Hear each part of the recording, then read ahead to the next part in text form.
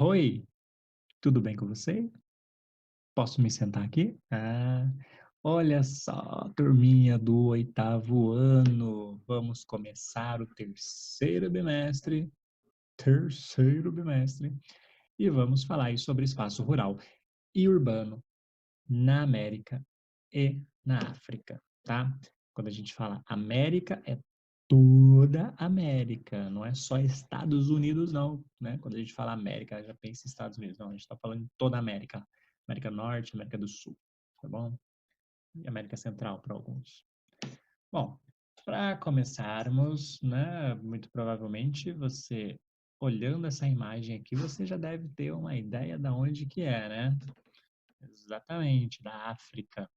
Outra questão, lembrando que vocês vão receber a apostila logo, logo, tá? Não se preocupem, vão, tá? Apesar da gente estar usando a apostila aqui, depois vocês vão ter a apostila também para acompanhar. Então, aqui a gente tem uma paisagem na África e o espaço rural, né? Ele é compreendido aí principalmente das atividades do setor primário da economia. E quais é esse? Qual é o setor primário da economia? Aquele que está baseado na produção de matéria-prima, tá? Que vai para o setor secundário, depois para o terciário, que é o comércio. Aqui uma outra imagem, né, da região aqui da África também, tá? De Tombouctou. Tombouctou, tá? É uma confluência ali muito importante no passado, tá? Que fica no Mali, às margens do rio Níger, no Mali. Bom, essa é uma cidade histórica, né? Fica às margens do rio Níger, né? Que teve o seu auge aí comercial político lá no século XIV, quando fazia parte do antigo Império ou Reino do Mali. Mas, é claro, isso fica para as suas aulas de história. Isso aqui é só para a gente ter essa abertura. O que que a gente pode observar? Grande parte das civilizações do mundo, a maioria das civilizações, elas se iniciam nas margens dos rios, né? Tem como uma civilização até tem, mas tudo bem. Por exemplo, civilização egípcia, né? Às margens do rio Nilo. Lá das primeiras cidades do mundo, a Mesopotâmia, né? Entre os rios Tigres e Eufrates. Tigre e Eufrate. Ou Tigres e Eufrates, agora não sei, tudo bem. Mas Campo Grande, aqui, ó, córrego Ceroula, não sei. Mas para você ver, né? As cidades, elas se desenvolvem a partir aí dos rios, porque é importante, né? A cidade Aquidauana tem um rio Aquidauana, e por aí vai. Bom, lembrando que a gente já vem, né, de uns estudos aí sobre populações americanas e africanas, né, no primeiro volume da apostila aí e tal. E agora a gente vai falar, respectivamente, do espaço rural, tá? Que é caracterizado principalmente pelo cultivo de plantas e pela pecuária. Quando nós falamos de pecuária, a gente está falando de criação de animais, certo? E mais recentemente também incorporado ao meio rural, né, outras atividades como a piscicultura, que é a criação de peixes, temos também a apicultura, criação de abelhas, né, para a indústria do mel, temos o reflorestamento, né, que seria aí a silvicultura, entre diversos outros tipos de cultura, que é relacionado ao campo. Bom, é, é claro que o espaço rural ele tem todas essas caracterizações que a gente já sabe, né, dessas atividades primárias, principalmente dessas que a gente falou aqui, que eu citei, e também uma outra característica, né, que as atividades normalmente são relacionadas ao setor primário da economia, como eu já havia dito, e a não necessariamente a transformação, mas sim a extração, certo, de materiais, de bens, que vão ser transformados, né, posteriormente numa segunda etapa, numa indústria ou numa manufatura, que depois será revertido para uma outra etapa, que seria o consumo, né, que seria o setor terciário da economia. Então, basicamente, a grande diferença é essa, tá? Do meio rural para o campo. Ou do meio urbano para o meio rural. A diferença é essa. As atividades primárias são concentradas no setor rural, obviamente. E com todas aquelas atividades que a gente já havia falado, né? Espera aí só um pouquinho que eu vou falar pro meu cachorro parar de comer aqui. Bom, meu cachorro estava roendo aqui um negocinho e fez barulho. Bom, para a gente começar, né, eu até pedi para vocês pesquisarem exatamente sobre isso aqui, ó, agricultura itinerante na América e na África.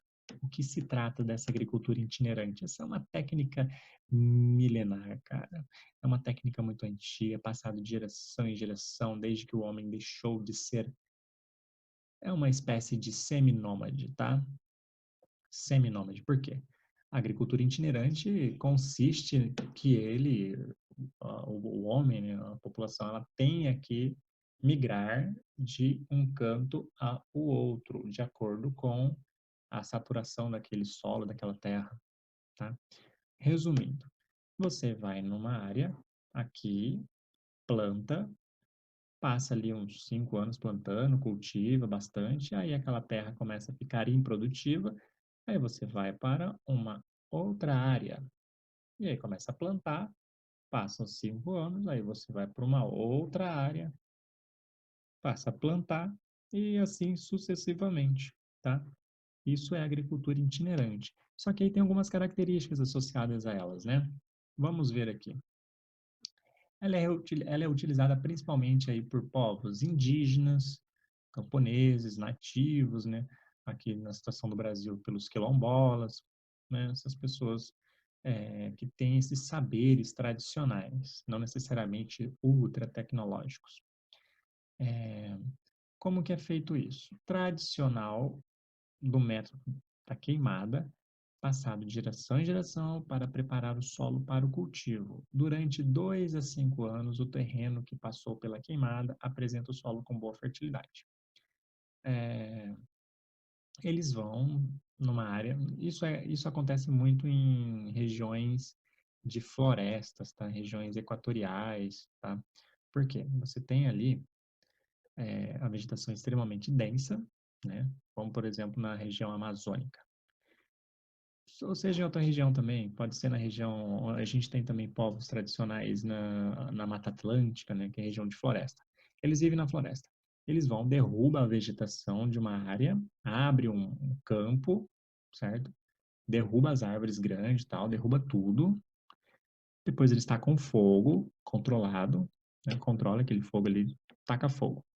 Depois que passou o fogo tudo, aí eles vão lá, limpa e planta ali. Aí quando aquele solo começar a ficar escasso, já não está nascendo muito bem as plantas, aí eles vão para uma outra área, desmata, taca fogo e planta. E fica lá 5 anos em média. Aquela área ali que eles abandonaram, depois de 5 anos, ela vai começar a se reconstituir naturalmente. Depois de 10 anos, ela já vai estar integralmente como era antes. Ou seja, trata-se de uma técnica sustentável do ponto de vista ambiental, desde que não seja em excesso, né? Você tem um número controlado da população ali. Tipo, para 1 milhão de pessoas fazendo isso, não tem como, né? Ia desmatar tudo e não ia ter como ser sustentável. Mas como são populações pontuais, grupos de pessoas pontuais que fazem isso, né, cientificamente é uma condição muito sustentável, ou seja, é uma prática aceitável do ponto de vista ambiental. Por mais que a gente olhe assim, oh, nossa, está desmatando. Mas calma, também não é assim. Eles desmataram aqui, depois quando eles forem desmatar outra região, aquela região ali ela vai se recuperando aos poucos. E normalmente também esse tipo de cultivo está associado a, a esqueci a palavra agora. Ah, vou lembrar. A subsistência. Eles plantam para sobreviverem, para existir, certo? É, Por exemplo, né, esse tipo de cultura, elas se destacam principalmente no cultivo de feijão, milho, inhame, batata doce, abóbora e principalmente no Brasil, a mandioca. Então é assim, eles vão lá, desmatam como aqui na imagem, né, taca fogo em tudo, depois plantam lá. Depois que essa terra não está mais boa, eles vão para uma outra área, desmata tudo, tem que ser próximo, né, obviamente. Desmatam, plantam, passam 5 anos ali, depois vão para uma outra área. Essa área que eles abandonaram se torna uma área